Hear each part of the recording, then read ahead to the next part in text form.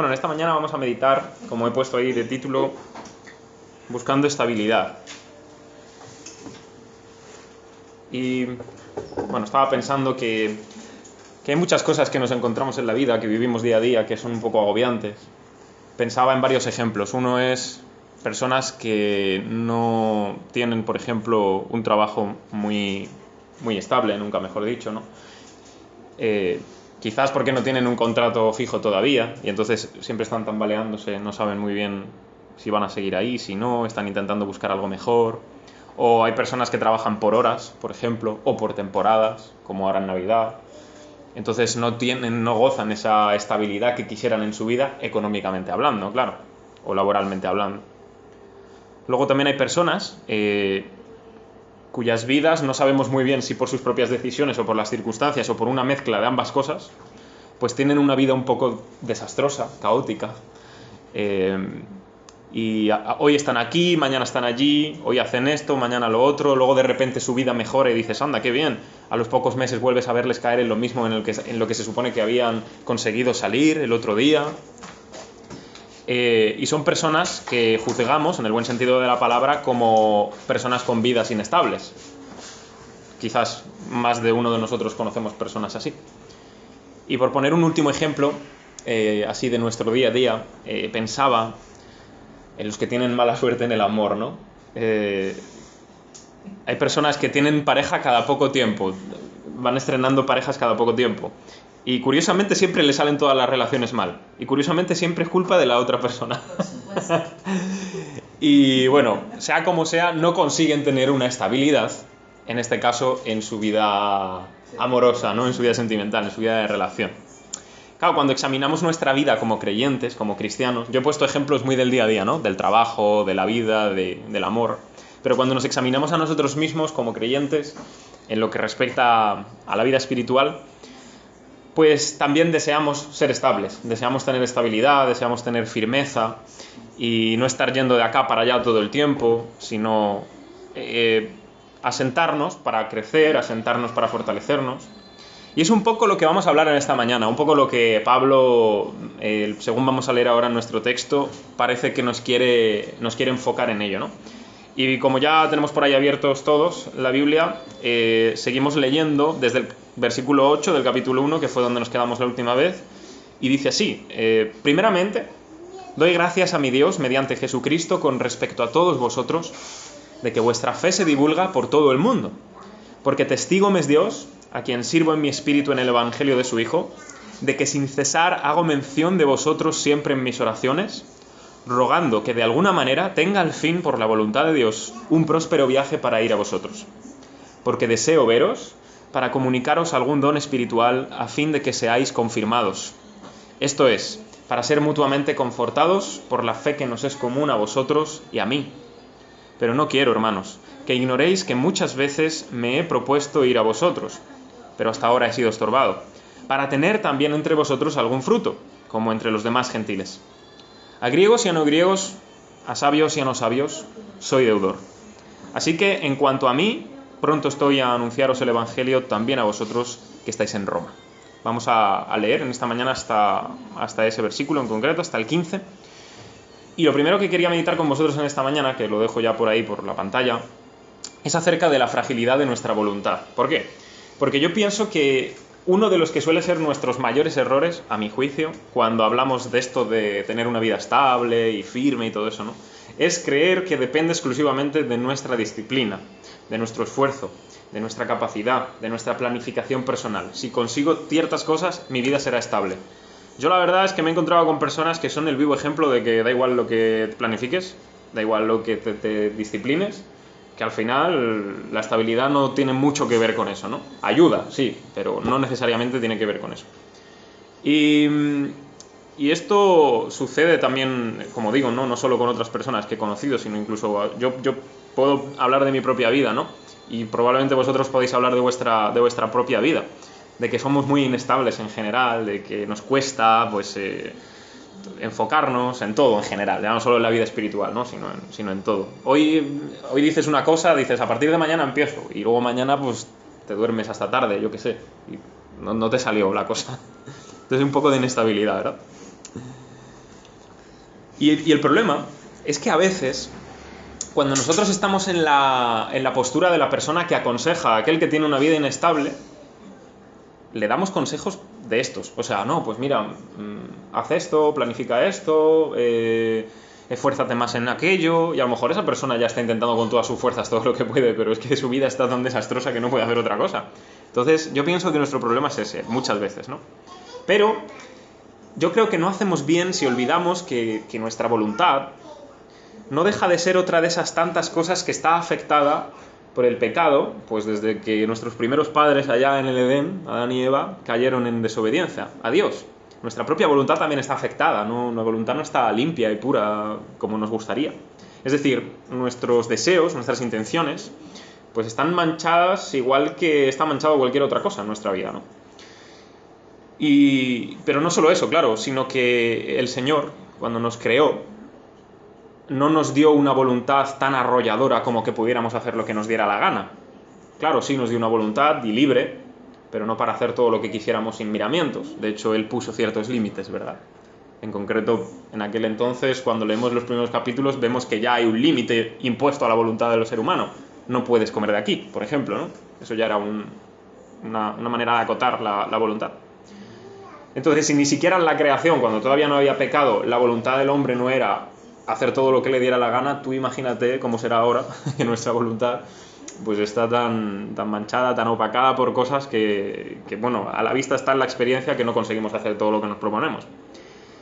Pero hoy, en el texto de hoy, después de que Pablo ha dado ya sus saludos en los primeros 7 versículos, lo primero que hace, o lo primero que pasa a decir es: estoy agradecido, hago mención de vosotros en mis oraciones, le dice a los creyentes en Roma. Es decir, para que sepan que no era mera palabrería, sino que de verdad se acordaba de ellos, que de verdad los quiere, ¿no? Que hace mención de ellos en sus oraciones. Pero dice: no quiero que ignoréis que me he propuesto visitaros. Lo que pasa que he sido estorbado, dice él. O sea, sé que Pablo tenía la voluntad, Pablo tenía el deseo, y Pablo probablemente hubiera planificado cómo viajar a Roma, porque Pablo suele planificar estas cosas, porque cuando se hacen los viajes son unos viajes bastante largos, va pasando por diferentes puntos. Así que tenía la voluntad, tenía el deseo, seguramente lo hubiera planificado, pero no podía. Había sido estorbado. No nos dice cuál fue el estorbo, por lo tanto debemos entender que realmente no había sido la voluntad de Dios que él viajase en ese momento, hasta ese momento por lo menos, a Roma, ¿no? ¿Por qué creemos que es que no había sido la voluntad de Dios? Porque en su oración dice: estoy orando para que por fin, por la voluntad de Dios, yo pueda tener un próspero viaje para ir a vosotros. Por tanto, entendemos que es que no, Dios no se lo permitió y ya está. Y claro, él ora por los creyentes en Roma, porque ha oído de su fe en todo el mundo, se divulga la fe de los romanos, pero también quiere estar con ellos, también quiere ir a ellos. ¿Y por qué estoy haciendo mención de esto? Porque yo creo que aquí es donde encontramos una primera enseñanza y muy valiosa para nosotros también como cristianos y como cristianos en pleno siglo XXI, ¿verdad? Y es que los creyentes no estamos exentos, ni siquiera un apóstol, como era Pablo, de tener que lidiar con la incertidumbre de la vida, de no saber exactamente qué va a ser el próximo paso. Ni siquiera Pablo tenía idea de si iba a poder viajar a Roma o no. Él lo había intentado, pero le había sido impedido, ¿verdad? Entonces no estamos exentos de sufrir, si se puede decir así, la incertidumbre de la vida, de no saber muy bien hacia dónde tenemos que ir. Tenemos ideas, es verdad, tenemos planes, tenemos proyectos, tenemos deseos, ilusiones, eso es verdad, pero ¿acaso hay alguna certeza de que se cumplan? Realmente certeza no tenemos ninguna. Quizás quieras hablar de probabilidades, pero habiendo meditado, por ejemplo, en el libro de Esther la vez pasada, nos hemos dado cuenta que las probabilidades a veces en las cosas de Dios no tienen por qué darse. A veces las probabilidades funcionan, otras veces, sin embargo, Dios se antepone ahí y ya está, o sea, no hay más que hacer. Pero certeza no tenemos, al menos absoluta, ¿no? Porque dependemos de Dios, o sea, dependemos de su soberanía, dependemos de su providencia, y Pablo sabe esto, o sea, Pablo sabe que depende de eso, por eso ora y dice: bueno, a ver si por fin, por la voluntad de Dios, yo puedo ir a vosotros. ¿Qué es la providencia de Dios? Ya lo hemos meditado muchas veces, lo hemos hablado en el libro de Esther, pero yo vuelvo a retomarlo para que lo recordemos, ya que es una doctrina importante y bueno, es verdad que personalmente a mí me gusta. La providencia de Dios es la manera en que Dios sustenta todas las cosas y las gobierna y las ordena, de tal modo que cumplen sus propósitos y su voluntad, tanto para sus hijos, como para su iglesia, como para la creación en general, ¿no? Entonces es Dios siendo soberano, básicamente, ¿no? Ordenando todas las cosas, todas las vidas, y teniendo en cuenta incluso todas las decisiones de los seres humanos, todo, o sea, no se escapa de su providencia ni de su soberanía. Y es lo que vemos aquí en la vida de Pablo. La providencia de Dios impidiéndole hasta este momento pues viajar a Roma, ¿no? Pero en nuestro caso afecta a muchas cosas. Por ejemplo, en lo económico. Probablemente cada uno de nosotros tenemos una economía distinta y todos somos creyentes en Dios. Laboralmente tenemos trabajos distintos o puestos diferentes y todos creemos en Dios. Relaciones. Tenemos malas y buenas relaciones con diferentes personas, mejores, peores, y todos somos creyentes en Dios. Es decir, que somos hijos dependientes de un Dios que está haciendo las cosas bastante distintas en nuestras vidas, ¿no? En un sentido específico, pero a todos nos está llevando hacia el mismo lugar, en definitiva, que es el Evangelio de Jesús, que es lo que estuvimos el otro día meditando, y que es a lo que hemos sido llamados, al Evangelio de Jesús, ¿verdad? Y la cosa es que Dios está guiando todas las cosas según su providencia en nuestra vida, pero nosotros muchas veces no sabemos cómo estamos siendo guiados por Dios, y a veces no sabemos ni siquiera que estamos siendo guiados por Dios. A veces simplemente nuestra vida tiene como la sensación de que, bueno, yo decidí esto, decidí lo otro, fui por aquí, fui por allá, y resulta que Dios está guiando nuestra vida y quizás nos demos cuenta, pues vete tú a saber, ¿no? A veces te das cuenta un año después y a veces te das cuenta cuando te están muriendo, vete tú a saber, ¿no? Las cosas por las que te lleva Dios. Pero yo quería meditar en esto en primer lugar, en el tema de la voluntad, por esto, ¿no? Porque yo había puesto en pantalla, porque somos frágiles con respecto a lo que deseamos y queremos. Y que no podemos confiar realmente en nuestra propia voluntad, ¿no? Lo que al final nos queda es tener que abandonarnos, tener que entregarnos, que rendirnos a Dios en oración, como hace aquí Pablo, mientras intentamos hacer esto, mientras intentamos hacer aquello, mientras descansamos en Dios, porque aquellas cosas que pretendemos hacer pueden o no pueden salir, podemos ser estorbados o no, podemos ser impedidos o no. Y estoy hablando en concreto de que seamos impedidos o estorbados por Dios. Evidentemente podemos ser estorbados por nuestros propios enemigos y no quiere decir que Dios no esté permitiendo que lo hagamos, ¿no? Pero en este caso me refiero a Dios. Pero esto es lo que hace Pablo, ¿no? Él no cree ingenuamente, él no se tiene que como que autoconvencer porque es apóstol. No, es que voy a Roma porque lo digo yo. No tiene esa necesidad. Él dice, yo no sé, hasta ahora no he podido, yo voy a intentarlo y oro a Dios para que pueda hacerlo. Pero no tiene por qué creer de manera ingenua que lo va a hacer. Y creo que lo que encontramos en la vida de Pablo pues son realmente momentos de mucha, yo diría, inestabilidad. ¿En qué sentido? Nos encontramos a una persona que tenía muy claro lo que era, tenía muy claro su fe, tenía muy clara su vida, pero de repente se encuentra por el camino a Damasco con una visión de Jesús, le cambia completamente la vida. De repente lo que él pensaba que era resulta que no, pasa unos años por allí, no sé dónde, luego regresa, empieza a viajar. Es verdad que tiene un trabajo, es verdad que tiene como ciertos aspectos estables, digamos, de su vida, ¿no? Pero al final él no sabía qué le iba a pasar cuando iba a una ciudad, por ejemplo, ¿no? Él de repente iba y sabía que, bueno, peligro encontraría, pero si moría ese día o no moría no sabía. Vemos la vida de Pablo en todo Hechos, cómo acaba su vida al final yendo hasta Roma en principio, ¿no? Bueno, llega porque se supone que va hacia allí, aunque hay todo el naufragio aquel y todo eso. Pero al final su vida es muy inestable, ¿no? Siempre viajando de acá para allá, haciendo 2, 3 viajes, no sé cuántos, no sabiendo cuánto tiempo se iba a quedar en cada ciudad. A veces se quedaba unos meses, a veces se quedaba 2 años. No sé, yo lo pienso un poco así, digo, es un poco una vida inestable, ¿no? O sea, hay cierta estabilidad, pero también cierta inestabilidad. Pero al fin y al cabo, cuando pienso en su vida, ¿no? La pregunta es, ¿qué hace él y qué podemos hacer nosotros, ¿no? ¿En qué se encuentra él o cuál es su respuesta y cuál puede ser la nuestra?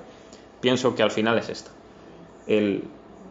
A ver si por la voluntad de Dios podré hacer esto, podré hacer aquello, podré hacer lo otro, pero no le queda otra. O sea, toda su certeza realmente es que la voluntad de Dios se hará sea cual sea, independientemente de todos sus planes o a través de sus planes, ¿no?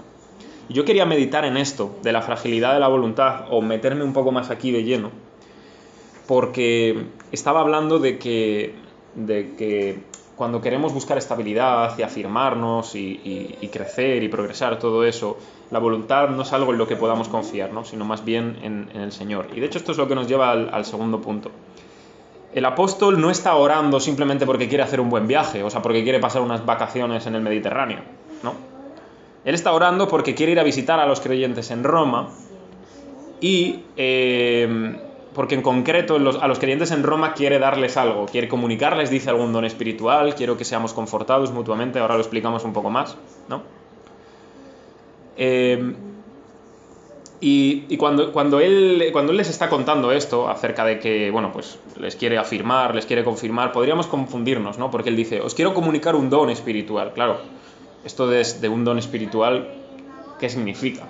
Porque sabemos en el Nuevo Testamento que los dones los reparte el Espíritu Santo, como Él quiere, como, ¿no? O sea, que no hay ningún hombre que pueda aportar los dones que Dios da, sino solamente Dios. Bueno, por lo que estamos más o menos en el contexto, entendemos que nos está refiriendo a eso. O sea, nos está refiriendo a que Él va a repartir un don, digamos, solo propio del Espíritu, como yo que sé, como hablar en lenguas o como yo que sé, ser apóstol, por ejemplo, ¿no? Eso es una cosa que solo el Espíritu puede repartir. Más bien parece que se está refiriendo a enseñanzas, a predicaciones, al propio Evangelio, o sea, comunicarles ese tipo de dones que él tiene, que él ha recibido como maestro para que los otros aprendan, porque si os fijáis en nuestro texto lo que está diciendo es, quiero que vosotros seáis afirmados, pero luego como que se corrige y dice, bueno, pero no solo vosotros, sino yo también. Él quiere ser también confirmado, confortado, hay como una cosa aquí mutua, ¿no? Entre ellos. O sea, él no solo es el maestro y ya está, que por cierto, esto también nos enseña algo interesante.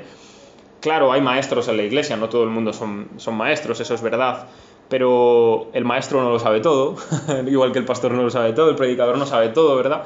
Esto es curioso del apóstol. Él sabe que hay cosas en las que también puede ser confirmado y que puede ser establecido y que otros le pueden enseñar a él. Porque esto es muy interesante porque, bueno, o sea, ¿cuántos hay hoy en día que dicen que son apóstoles y no tienen problemas? Saben todo, absolutamente todo, nadie les tiene que enseñar nada. Y que es apóstol, está diciendo que él necesita ser confirmado, que él necesita ser establecido por otros. Bueno, sea como sea,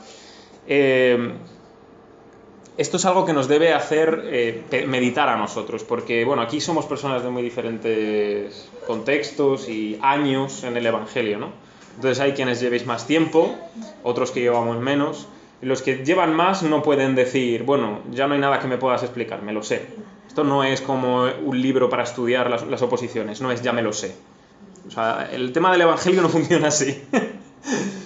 Y los que llevamos menos no podemos decir no podemos aprender, no tenemos capacidad, sino que todos vamos hacia adelante y progresando. Y bueno, el día en que sepamos todo quizás sea la eternidad y espérate, porque dime a ver cómo podremos agotar el conocimiento eterno de Dios. Entonces, bueno, quizás no dejamos de aprender nunca en la vida, ¿no? Pero entonces, ¿qué tiene que ver todo esto de la enseñanza, de la enseñanza mutua, de darle un don y de no sé qué y de tal y cual? Al final yo creo que esto consiste en que no es tanto llenarnos de conocimiento por llenarnos, ¿no? De hinchar la mente, de hinchar el cerebro. Son buenas cosas, llenar nuestra mente de buen conocimiento y saber teología y saber cosas de la palabra de Dios y todo eso. Pero no es tanto el brillar como eruditos, no es tanto el ponernos en el lugar de los griegos, porque los griegos, aquí cuando Pablo dice yo, luego dice al final, soy deudor a griegos y a no griegos, a sabios y no a sabios. Todos aquellos que eran los griegos en el tiempo antiguo eran los sabios, los que tenían sabiduría, porque estudiaban la filosofía, porque estaban inmersos en ese mundo de conocimiento y todo eso, ¿no? Pero no es tanto ese lo que está diciendo, no es el brillo de la alta academia, de tener reconocimientos, de diplomas, de cosas así, ¿no? Sino el hecho de que la fe se afirme, de que la fe se establezca, de que la fe se quede sólida. Una vez sea recibido, ahora sea sólida, se enraice ahí en el suelo y empieza a crecer y a dar fruto y a ser verde, como el árbol plantado junto a las aguas, ¿no? Del que se habla en los Salmos. Creo que es eso de lo que tiene que hablar aquí, no tanto de ser muy listo y muy inteligente teológicamente hablando. Y hablábamos al comienzo de este tema, ¿verdad? El tema de la estabilidad. Y yo creo que aquí Pablo nos está dando en la diana de dónde tiene que estar nuestra estabilidad. Nuestra vida puede ser inestable en muchos aspectos. Puede ser inestable en el trabajo, puede ser inestable en el amor, puede ser inestable en las relaciones con la gente, puede ser inestable económicamente. Y aún siendo creyentes puede seguir siendo inestable. Pero la verdadera estabilidad, donde Pablo apunta, donde Pablo quiere molestar un poco, es en la fe. En la fe que nos es común a ti y a mí. En la fe que tenemos juntos, en la fe que compartimos. Ahí es donde tenemos que ser estables. Si no somos estables en la fe, si no somos estables en lo que Dios ha hecho por nosotros, en conocerle, en vivir con Él, todo lo demás, ya de por sí, si ya era inestable, más inestable va a ser. Pero si somos estables en eso, o sea, si somos conscientes del amor de Dios por nosotros, eso es suficiente para sostenernos, es suficiente para mantenernos, porque es conocer a Dios, quien nos ha amado, quien nos sigue amando, quien sigue haciendo por nosotros tantas cosas, ¿verdad? Quien sigue bendiciéndonos, beneficiándonos de tantas formas y enseñándonos quién es Él en primer lugar, ¿no? Por tanto, yo creo que eso es el sentido de lo que estamos haciendo hoy aquí, un domingo más como iglesia. Es verdad que estoy yo aquí enseñándoos la Biblia, pero vosotros me podéis también enseñar muchas otras cosas de la Biblia. Es verdad que hoy yo estoy predicando de Romanos 1 del 8 al 15, pero quizás vosotros habéis leído esta semana otro texto y podéis decir, oye, he meditado en esto, mira lo que he pensado. Y así mutuamente somos confortados, mutuamente nos estamos animando en la fe, ¿verdad? Y se vive de otra manera cuando uno recibe y cuando uno da estas enseñanzas de la palabra. Yo por lo menos así lo he vivido en mi vida muchas veces. Yo a día de hoy, pues evidentemente me gusta seguir escuchando predicaciones de otros pastores, porque aprendo de ellos. Me gusta leer teología, no solo porque la he estudiado, sino que me gusta porque aprendo. Y me gusta, pues eso, aprender por mí mismo también, no necesariamente por hacer una carrera ni nada, sino por aprender del Señor. Y yo os recomiendo y os insto a que hagáis lo mismo, a que leáis vuestra Biblia, por supuesto, a que meditéis en ella, a que escuchéis otras predicaciones, otras enseñanzas, que no os dejéis llevar por cualquier maestro, ¿no? Porque eso también es importante, porque hay de todo en la viña del Señor, como se suele decir. Que leáis teología también, no hace falta que leáis teología demasiado dura, si no sois capaces, pero teología es cualquier cosa, o sea, buena, que tenga que ver con el Señor y su palabra, os lo recomiendo, porque solo así podréis crecer, afirmar vuestra fe y, bueno, ser útiles también en la enseñanza a otros. Por tanto, yo me beneficio de enseñaros, pero también me beneficio de lo que me enseñáis. ¿Y cuántas veces he aprendido yo de mucha gente que me ha enseñado cosas por la Biblia, pero también muchas personas que me han enseñado por su conducta, porque estaban viviendo lo que la Biblia decía y lo vivían en su vida, lo expresaban con su vida, ¿no? Y me han enseñado. Y ellos no me lo han tenido que decir, sino que yo lo he aprendido, ni tampoco les he dicho nada, ¿no? Pero me han enseñado. Y esto es lo que nos lleva, digamos, al último punto, porque claro, nos podríamos quedar encerrados un poco en el tema de hacernos bien entre nosotros, pero yo quiero terminar ahí con un refrán, como no puede ser de otra manera, que dice, haz el bien y no mires a quién. Este refrán me gusta mucho, ¿verdad? Porque al final lo que nos quiere decir es, tú haz lo que tienes que hacer, lo correcto, lo recto, lo bueno, da igual a quién se lo hagas. Cualquiera es una buena persona para entregarle el bien, ¿no? Para darle el bien. Pero claro, cuando hablo de la fe cristiana, no me refiero a un bien de buenos deseos, de la Navidad, la luz, el amor, no, está muy bien lo que tú quieras, pero no me estoy refiriendo a eso. Me estoy refiriendo al bien del que aquí Pablo nos está hablando.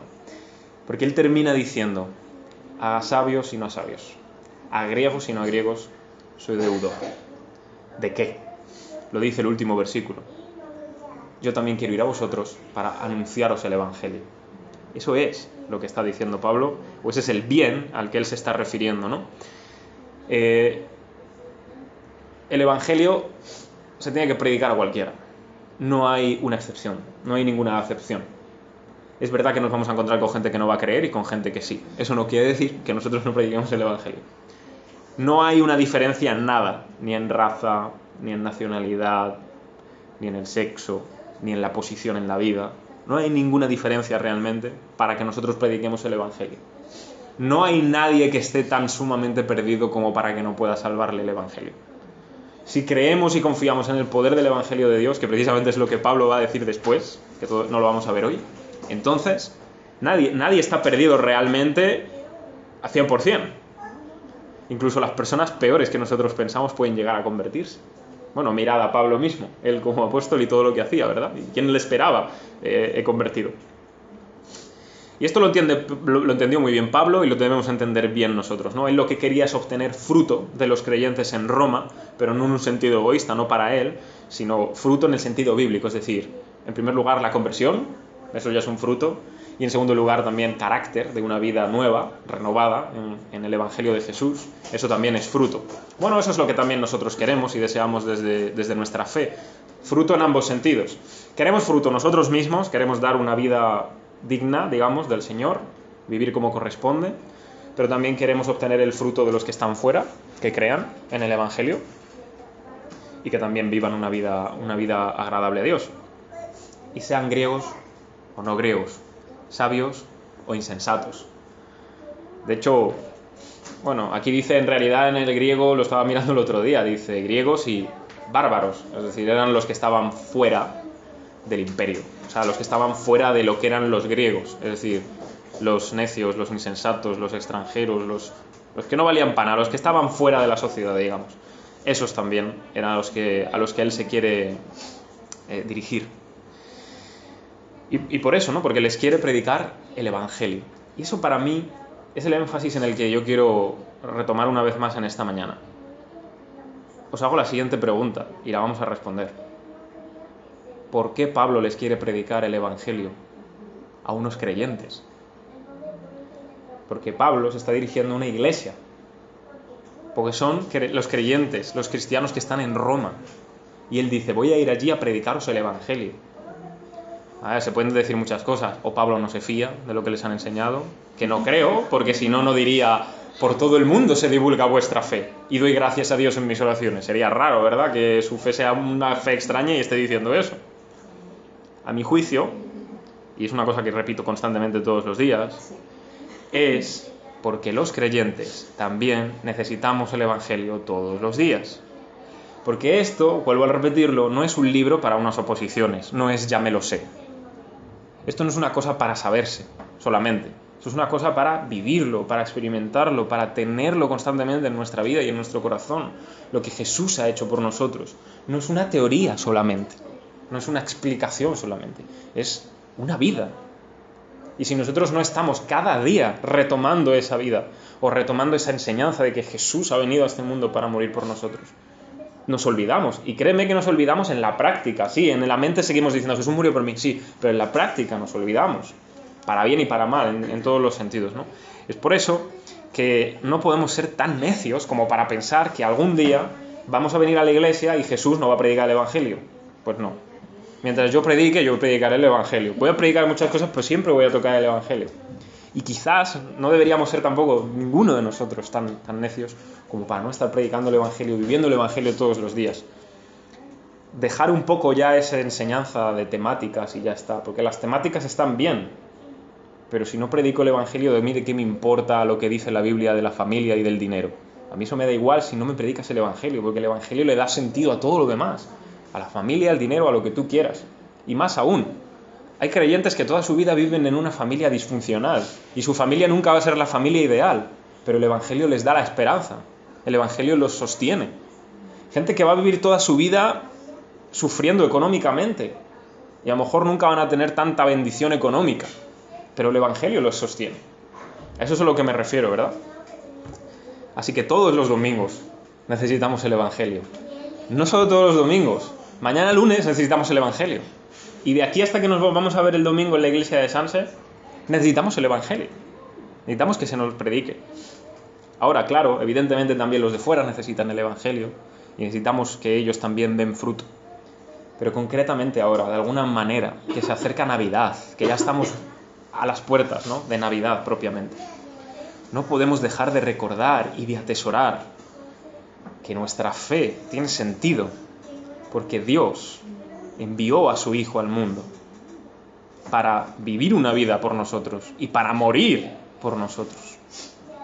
que lo que estaba haciendo en la cruz no era algo que se le escapó de las manos, se le fue y bueno, Dios tuvo que arreglarlo y solucionarlo de alguna manera, sino que era un plan determinado desde la eternidad. Que ya Isaías habla de esto y dice, molido fue por nuestros pecados, el castigo de nuestra paz fue sobre él. Lo que él estaba sufriendo en la cruz era por nosotros, para nuestra paz. O sea que el Evangelio, en primer lugar, no es amor, paz, libertad, luz. Eso es muy bonito. Y se puede decir, es un lenguaje muy de Juan, del apóstol Juan. Pero es que hoy día todo el mundo usa amor, luz y esperanza y paz para cualquier cosa. O sea que el Evangelio principalmente no es eso. El Evangelio es, desde luego, sí, amor, paz, bendición y todo lo que tú quieras, pero y ahí está la cosa, en Cristo Jesús. Por la fe en Él. Por tanto, eso es lo primero que debemos aprender, que el Evangelio es Jesús.